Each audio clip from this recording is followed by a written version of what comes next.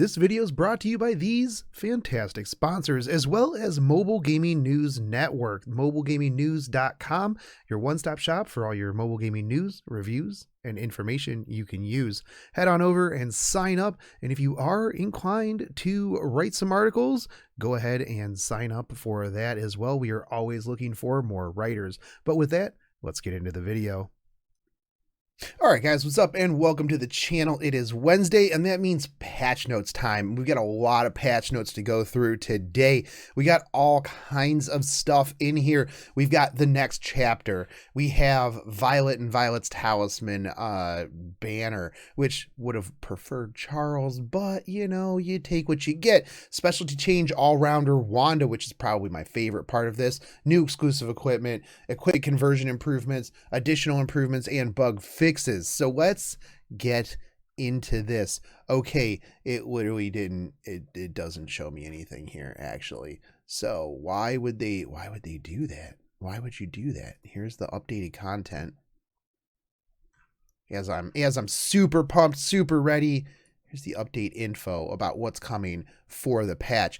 Okay, anyway, so episode 2, chapter 6, Aken Exile Colony is going to be coming out, and this we're going to be able to meet all-rounder Wanda this week with her specialty change. Hopefully you've got her together, you've got everything going on with that, so we do get to move forward in the story. You do have to have everything cleared up to this point, and it's story stuff. We're going to have the AP shop. I don't know what we're going to get out of here, but let's take a look. I'm sure they'll actually just tell us down here. AP exchange. So AP exchange, we're going to get another Breath of Orbis. We're also going to get a destruction sword, which typically the swords out of the weapons and gear out of the AP shop are like perfect. Not only that, but I'm excited because there's another place for me to get sun badges. So that's gonna be pretty tight. We'll also get special alarm loops out of here as well. Not that I farm these very often, but you know, like in this area anyways. Usually it's the older world, but we will get this. It's attack, crit effectiveness, but you know, it's all going to go into effectiveness. The spread on that is really nice if you do get attack and or crit damage and or crit chance. But I'm looking forward to seeing people post up their Perlutin. Man, that's a fucking hard word to say. Sword with nothing but effectiveness. Yikes. Violet and Violet's Talisman drop rate up. That is actually pretty good because Violet is pretty badass. Not only that, but Violet's Talisman, if put on the right people, like Violet or Mersa, is really, really solid. But Wanda. Now, what did Wanda get? She got a hair tie and a much better bow and a pretty sick trench coat here actually. So they changed a lot of her icons here, and I'm actually really interested to see what they're going to do because I was really confused because I was like, what are they going to do? Okay, so specialty change, new skill information. This is going to change her S3 here. So before, this was attacks the enemy before exploding a flare with an 80% chance to stun for 1 turn and a 50% chance to make them unhealable for 2 turns. Now it's going to stun for 2 turns and make them unhealable for 2 turns. I thought it was a 2-turn stun. I was pretty sure it was a 2-turn stun, but I mean, even still, 2 turns of stun and 2 turns of unhealable is pretty solid. I do want to see what they do with her skill tree here. Are we going into this? What are they going to do? They're going to increase effectiveness by quite a bit here. 15% health increase. Increase combat readiness by 15% when using weak point. Now that, I believe, is her S2. So that's going to be a 15% chance... 15% CR push every single turn. Also has a 100% chance to be granted stealth for 2 turns when using 1 shot, 1 kill. That is pretty sick. Increases the hit chance of weak point by 40%. You know what, I'm just gonna pull her up real quick. That way I'm making sure that I'm actually doing stuff right here. It has a 15% chance to be granted increased speed for 2 turns at the end of the turn. That is pretty ridiculous in itself. Not that that's ever going to proc for me, but No, steady aim is her second one. Weak point is her S1. So every time she uses her S1, she's going to get 15% CR push. That is pretty phenomenal. Let's see. Increase hit chance of one shot, one kill by 70%. Does that mean hit chance? Does that mean that she's going to be just destroying evasion? Does this mean that she's going to be able to hit hit chance? That's what I'm basically reading it as, because the proc chance on it wouldn't be that big of a deal. So I feel like she's going to have literally a 40% chance to hit evasion and a 70% chance on her ultimate to go bypass evasion. If that's the way that hit chance works, and somebody's going to correct me in my comment section, I hope, that's going to be pretty sick. That's going to counter basically evasion teams. Get wrecked. Now, is that going to counter a Vildred Moonlight Dreamblade? No, absolutely not. But, yeah, this is going to be real strong. Also has a 25% chance to decrease cooldown of one shot, one kill by one turn when using weak point against a targeted enemy. That is pretty sick. Increases chance of inflicting unhealable by 50% when using one shot, one kill as well. So you're going to have 100% chance to drop the unhealable, 80% chance to drop the stun, which, looking at it right now, actually she stuns Fatal Shot right now, stuns for 2 turns. So what they're adding on is unhealable onto this. So one shot, one kill is just adding unhealable. Because before you had the 80% chance to stun for 2 turns on a 4-turn cooldown. So we're getting unhealable, but that's good. Not only are you stunning them, but you are just dropping that unhealable on whoever your target is. So I think that she's going to be really strong. Build her speedy. She's going to have increased speed. She's going to have increased CR push off of her S1. She's going to be targeting everybody if you have her continuously cycling through. She's going to have stealth when using one shot, one kill for 2 turns. Not only that, but her S3 is only 4 turns. So if she is getting these 25% chances to decrease the cooldown on that, then she's going to be pretty strong. She's going to be a very interesting build. I'm going to build her speedy. I'm going to build her, she's going to be speedy. I don't know how much attack and crit I can put on her, but we'll find out. I think that she's going to be more on the effectiveness side, because weak point, sorry about that, is going to be putting up additional target, as well as decreasing combat readiness and stuff like that. So that is going to be pretty solid. I'm super looking forward to using her. New exclusive equipment, and this is going to be really good. Lytica, Kieran, and my boy Roman. So let's see what Kieran is actually getting, because I feel like Kieran definitely needs something, but I don't know that they've got what he needs. So his exclusive equipment is going to be crit chance 6 to 12%, which, I mean, in itself is really good. But Void Slash just increases damage. Apocalypse increases damage. Apocalypse inflicts silence for 1 turn. Really, a lot of it's just increasing damage, which I know he needs and he's good at, but overall, I don't know. I was hoping for something a bit different, I guess. Like, I was hoping for maybe like a can't be disabled when immortality is on him. That would have been good for him. Stuff like that. That's really what he needs, because once you kill him and he comes back with immortality, you just debuff him and then follow up the next turn, or strip his immortality and just kill him. Lytica, effectiveness 8 to 16%. Wild Rose increases damage dealt by 20%. Wild Rose increase base combat readiness reduction by 5%. That's not bad. And Thornbush dispels an additional buff. Now, that's going to be pretty good, and I think that that's going to be the one that you're going to probably want to use. Wild Rose is good if you want damage. 20% increased damage is pretty sick, but dispelling more buffs is always a bit better. I personally probably will build her for damage and run both flavors of Lidica and see how that works out, just to do way more damage, you know.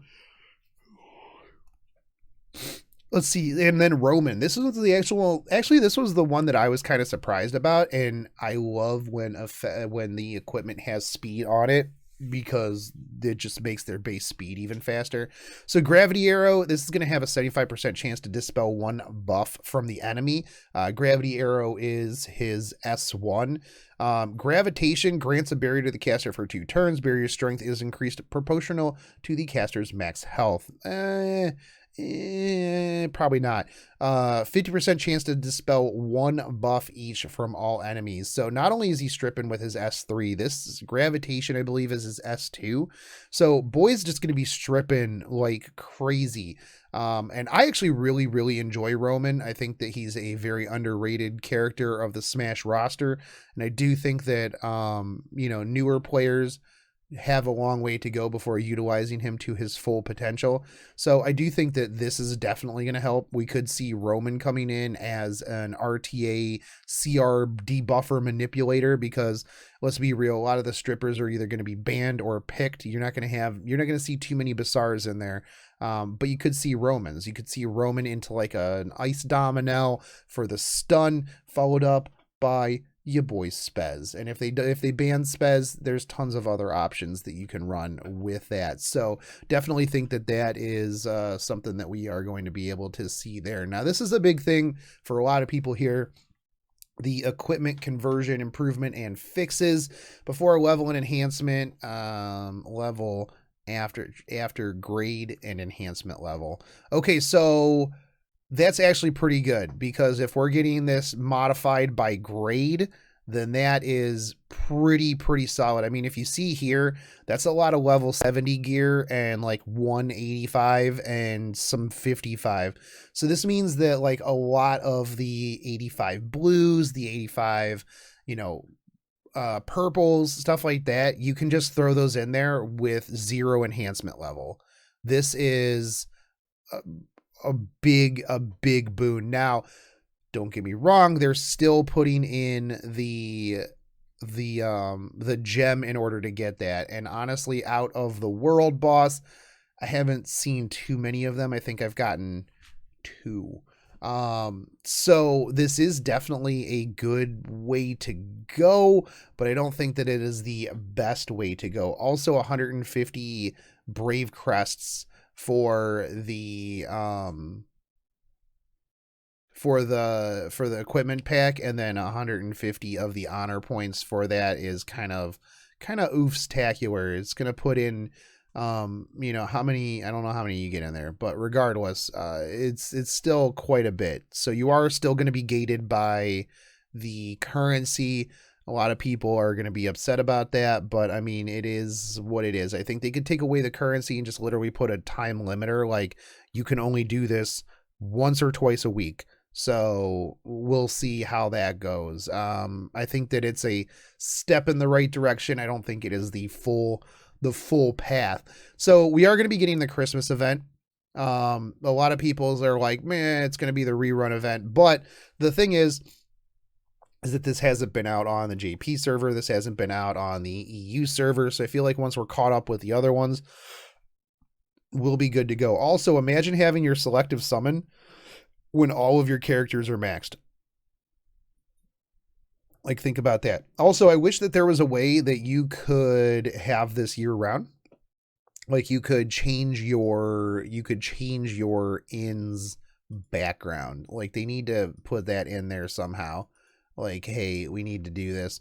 Okay, so skill improvements. An issue where upon activation of Elber's Ritual Sword after defeating an enemy, damage via curse effect was not inflicted. Damage via curse effect. Was not inflicted. What? Oh, damage via. Okay, never mind. I'm just really bad at English. Will be fixed. The effect displayed for curse will also be fixed so that it will be activated only when the cursed enemy receives damage. Description for dual attack will be improved. Chance to attack enemy with basic skills after an ally has attacked them with a basic skill. Unless unable to act, cannot be triggered by counterattacks. Thank you for putting that in and clarifying so that people don't think to run Elbrus Ritual Sword on Lilius. An issue has been discovered where Elena's skill Consecrate Ground applied a cooldown if she's asleep or stunned while her ability did not activate. That'll be fixed. An issue where Dingo, when given the immunity buff effect, defeats an enemy. The cooldown for his skill Free Dinner did not decrease, will be fixed. The skill description for the artifact Goblin's Lamp has been improved. I don't know who is really running that, but heals the ally with the lowest health by 10% at the beginning of battle. Amount recovered is proportional to the ally's max health. Okay. An issue where additional damage dealt via counterattack against cursed enemies. Didn't you already cursed enemies? Let's see, an issue where Herado's dark magic skill passive did not activate against Elena during the first turn of battle. Okay, fair enough. An issue where Wandering Eradicator's skill effect in stage 10 of a side story when a star falls was not displayed as dark element. Okay, fair enough. Story improvement and fixes. Checked and Ruzid, Asurin. Okay, that's just story stuff. Let's see, guild improvements and fixes. An issue where in guild sorting by assistance did not work as intended will be fixed. Weekly missions will be changed to make the goals more intuitive. 6 guild missions per week will be randomly assigned, with the guild missions being added. Standard guild check-in, this is once, and that is fixed. Assistance type, aid, donate brave chests. Battle type, Ancient Coins, Arena, Spirit, Altar, Hunt. Guild type, collect regional AP, 2 at random. Okay, that's actually more interesting because like sometimes it's like, hey, go kill this thing. And you're like, okay, but like what thing? So yeah, okay, so here's another big thing that people were asking about, and this is the pet system improvements and fixes. The consumption of handmade snacks for repeat battle will be changed so that they are consumed at the end of battle instead of at the start of battle. Now, this is actually good because a lot of times if you failed the stage for whatever reason, your snacks would just poof. So even if you lost, you would lose your snacks, and that sucked. That sucked for sure. So now it's, if you win, you're going to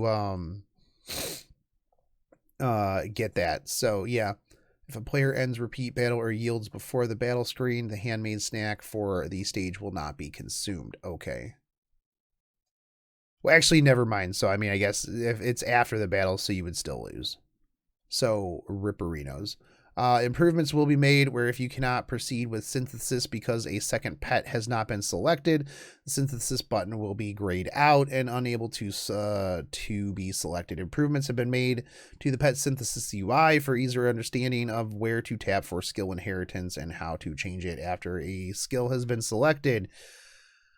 Readability, that didn't really do much. That pet system improvement didn't really do much here. I mean, I guess if the handmade snack being consumed at the end of the battle, that's pretty much all they did. And some readability. Oof. All right, but anyways, game AI improvements. Hero sorting function will be improved so players will be able to more quickly select their heroes they're looking for. Yes! Actually, this is amazing.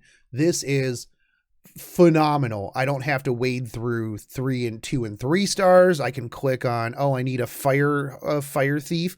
Fucking done. Easy. This is probably like my favorite thing out of this, like completely. This is awesome. This is great. I can just look for 2 stars. I can literally just go through. I can hide max level heroes. Oh my God. Yes. Okay. All right. That's hype. That's hype right there. That's hype for me anyways. As somebody who farms a ton and levels a ton of different things, That is absolute massive hype for me. Very, very pleased with that change. Improvements and bug fixes. Let's see, an issue where level 75 a bought by Hutch was displayed as those dropped from Wyvern. Where's Wyvern? Okay, specialty change. Warina's passive issue where upon leaving battle, final wave error message. I don't see anything here for fixing my wild Angra. Holiday side story preview. Okay, so this is gonna have your artifact a small miracle in it, which is pretty good for support. I definitely suggest picking it up.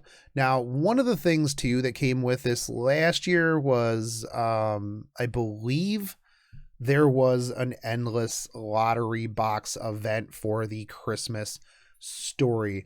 And if that is the case, then, and it's literally the same as it was before, I'm going to degen this harder than I ever did in FGO, because there was a 1% chance to get Christmas event to get a gold transmit stone. That was amazing. So yeah, hold on, check this real quick here. The mediocre December gift. No Christmas banner. I'm pretty sure we're gonna get a Christmas banner for sure. Koreans are mad about the Christmas update. Don't care. Christmas event, Epic 7. Okay, let's take a look at this. See a lot of people asking for banners. I don't know, side story. Side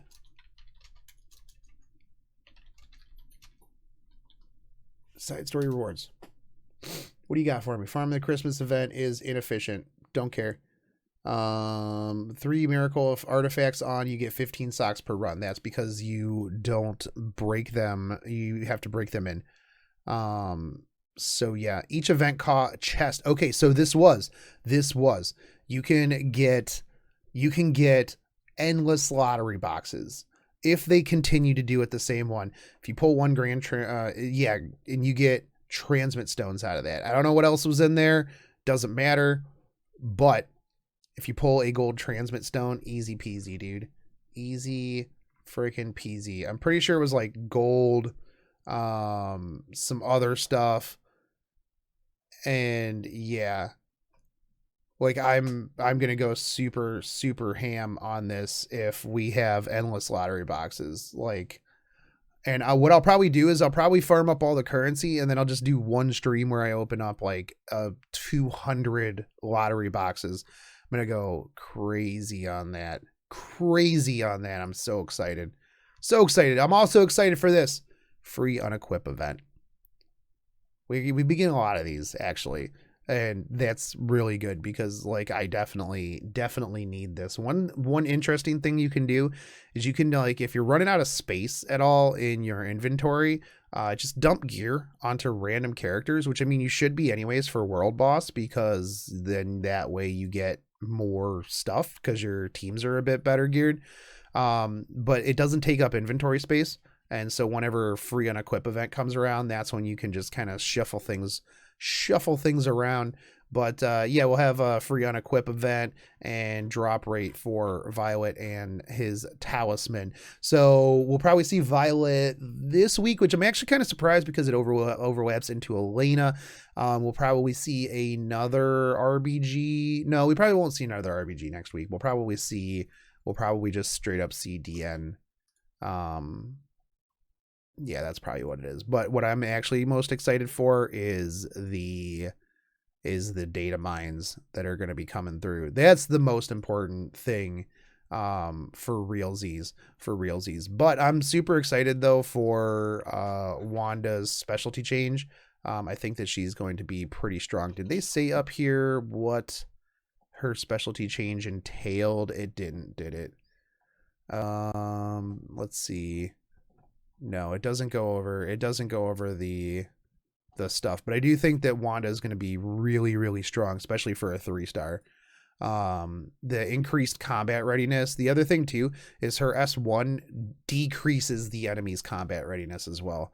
So if it's an extra 15% on top of her 10% plus target, that's going to be pretty ridiculous because she's going to be getting massive CR push. She's going to be targeting tons and tons of people, and she is going to be very, very strong in RTA, especially with the ability. Like I said, if hit chance is like oath key and stuff like that, yeah, good luck, fat cat. She's gonna be big game hunting all over you. And if the enemy picks like a MRSA or something like that, just straight up counters quite a few of the evadey characters. So definitely look out for her just clapping on people. And as soon as it is available, I will be working on her specialty change to see just how that is. And we are going to be getting, I think this is just going to push out today. I don't think there is a downtime at all. So as soon as it's up, I'm going to be working on that specialty change. And Christmas event starting next week. Yeah. So nice. Anyways, guys, I hope you enjoy this. I hope you are hype about this. I hope that some of the things here, you know, calm some stuff down. They're working on it. They pushed some stuff out a lot faster than I thought, especially like with the equipment steeple change. I'm excited to get another Breath of Orbis. So yeah, hopefully this is a good direction, and we'll see how things go. But anyways, guys, I will catch you later, and I hope you enjoyed this. If you did, make sure you hit that thumbs up, like, subscribe, follow me on Twitch, Twitter. Make sure you go check out the giveaway too, which I haven't really been plugging or talking about. I will actually put that in the description this time.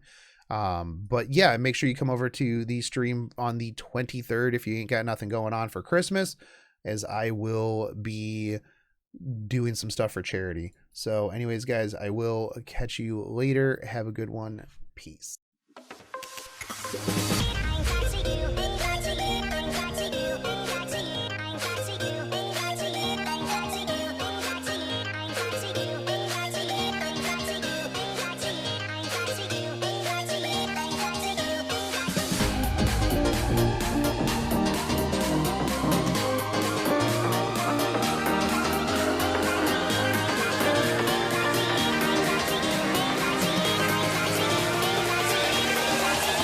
Crack it.